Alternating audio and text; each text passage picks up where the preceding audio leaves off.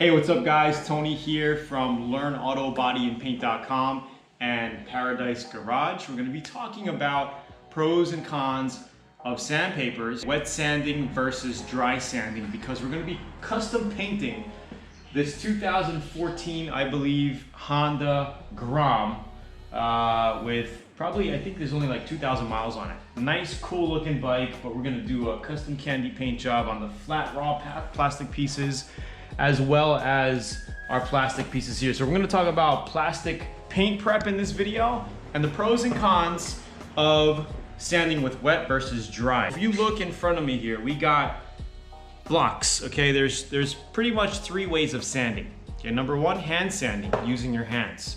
And there's a right and a wrong way to sand with your hands as well. There's block sanding, okay? And then to get a straight, nice finish. And there's also sanding with machines, tools. This is a DA called a dual action orbital sander. It doesn't just turn, it vibrates, dual action. Here's one from Kovacs, a couple $100 for this piece right here. This one is from Harbor Freight. I think it was like 30 or 40, 30 to 50 bucks, give or take, okay? And I really recommend, instead of using sticky paper for these, you want to get the Velcro. Why? Because if you're doing any kind of wet sanding with the Velcro, you're not going to have an issue. Now, are all of these okay for wet sanding? I've never had an issue. They have specific wet sanding DAs that you can get called the Bug, the Water Bug, and probably some other brands out there now, but I just use my regular DA for wet sanding if I have to, because you're not, you know, drenching the whole thing in water. You basically just got just the pad's pretty much wet while you're sanding. So it doesn't do any damage. I haven't had any damage using my DAs as a wet sander when needed. So let's actually step back and let's talk about sanding, prep sanding. What I like to do is finish sanding with 400 grit. And now this is painted with base coat clear coat, and you can see the clear on here already. Actually, clear coat, you could just sand it and paint right over it. You don't have to prime it. Let's just get into hand sanding with this, and I'm just gonna go over the wrong way to do it, okay? So this is a piece of sandpaper, 400 grit I'm using. This is another super acrylic sandpaper by Kovacs.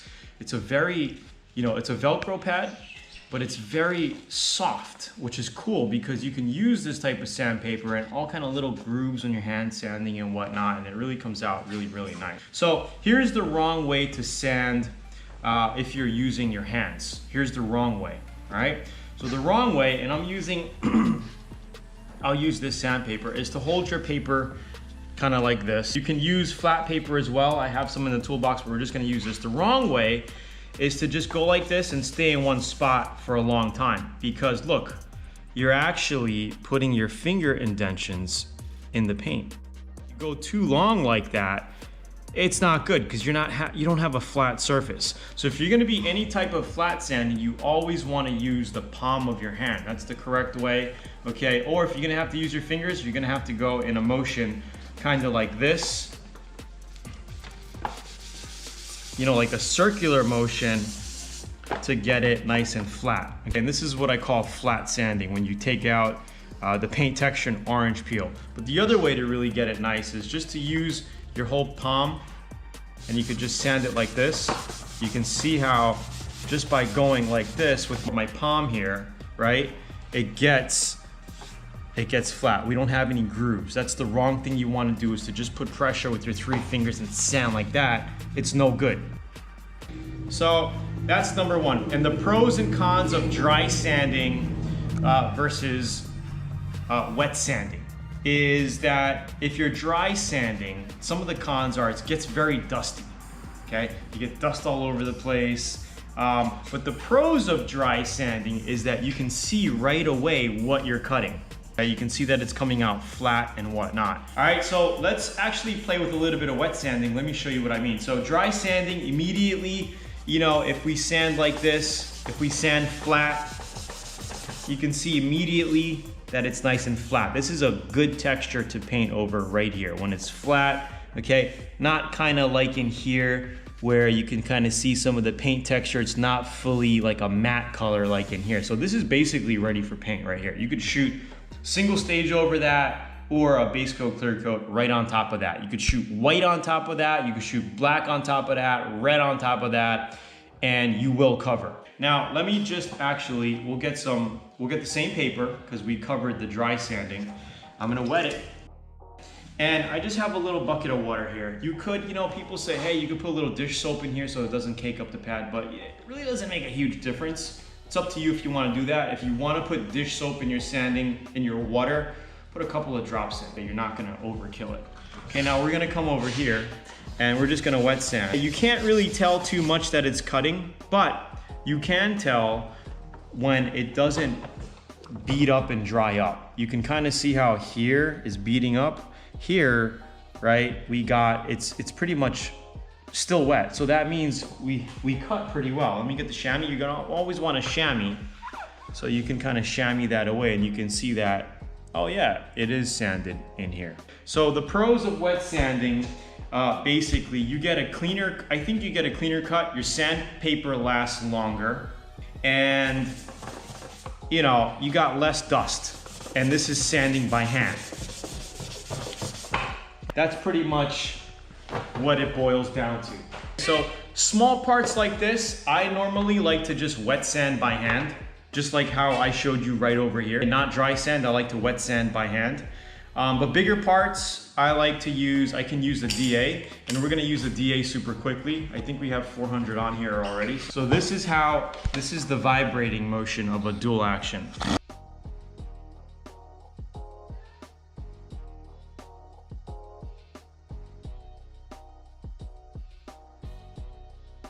So let's go ahead and just sand this quick.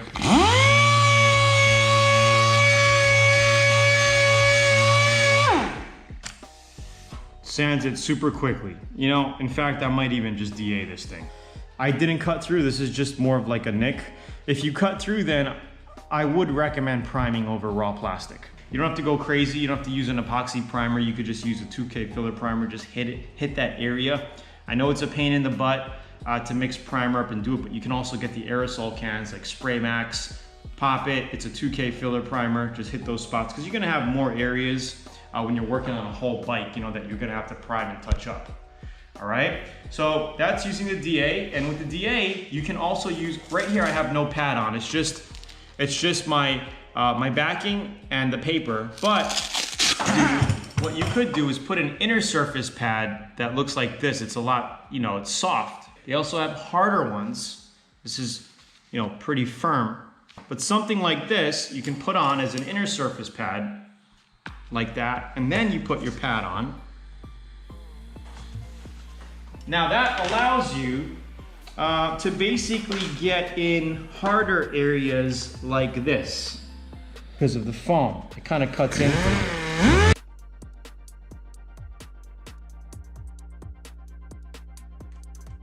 You see that? You see how it easily kind of gets in there? If you see white like this, that means it's clear coat. So this is a base coat, clear coat paint on here. Okay, so that was with the DA. I showed you DA sanding, and then again, if you wanted to do DA with wet sanding, you absolutely can. You just wet it down like that, no problem, and just...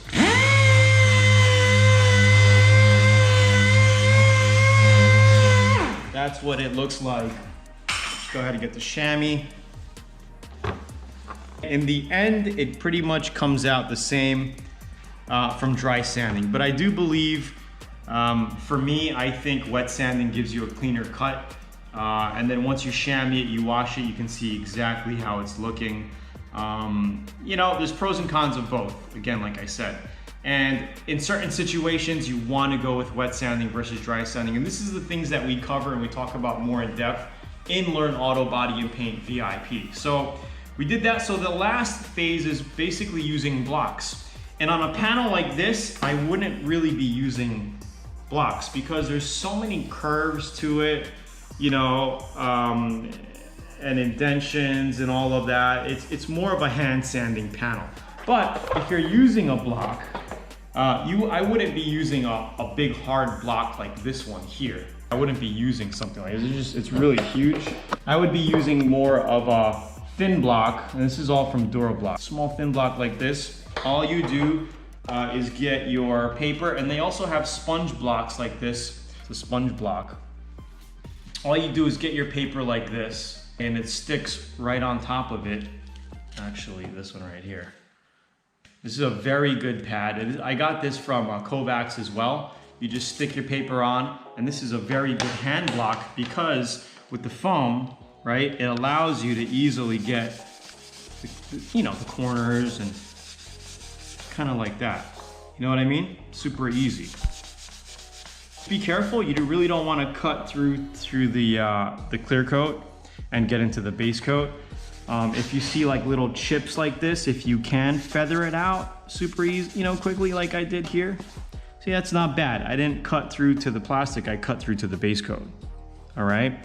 And you can also wet sand with this. Same thing, you just wet it. Wet sanding, the only difference is you just wet it. And I can like go in here and you could just kind of go up like that. You always want to cut on an angle too. Kind of go with the panel. You can see how this ridge comes up like that. Don't go like that. Kind of go, always sand with the panel. Okay, like that. All right, and that's pretty much it. And to really see how I tell that this thing is sanded is that it doesn't beat up and dry kind of like this. If something's not sanded, it'll look like that. But if it's sanded, it'll look like this, where it's just kind of caked up. If I do that, you can see that it's sanded. You can see if in here, you can see kind of like a shininess to it, right? It's not sanded, so you want to make sure that you get this. And then what I would do, like I said, is just use your hand. You could use your finger, okay, and just go like that. That's what I would do for something like this. See, use just a disc like this, and just go like this. And then I would do this to get all in here as well. Okay, we're gonna be taking these panels apart anyway. So in the next video, you're actually gonna see me doing a lot of demo work, basically just sanding. But in this video, I wanted to talk to you while showing you at the same time. These 3M pads, there's a red one, a maroon reddish one, and a green one. The green one is similar to a 600 grit. The red one is similar to like a 400 or a little less than that grit. The green ones are finer.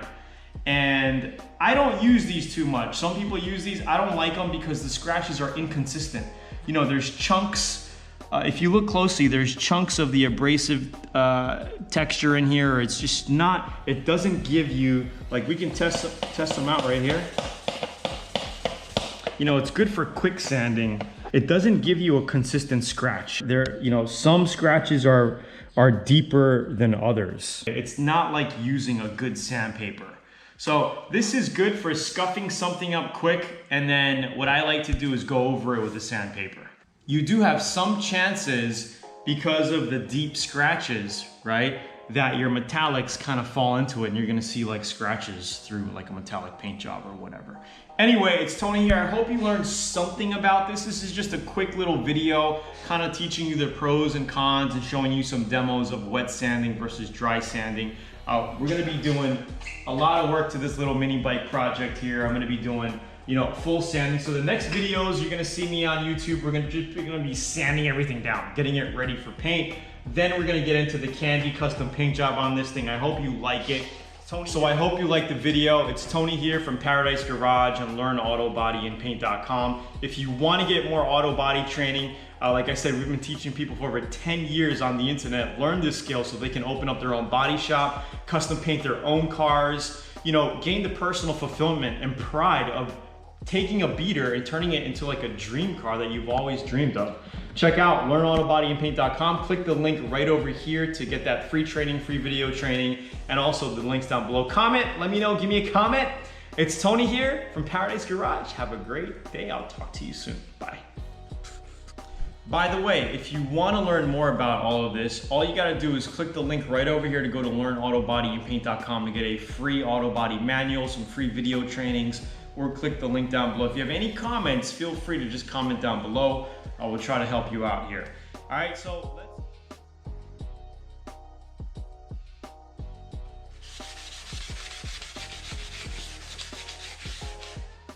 Yo quiero Taco Bell.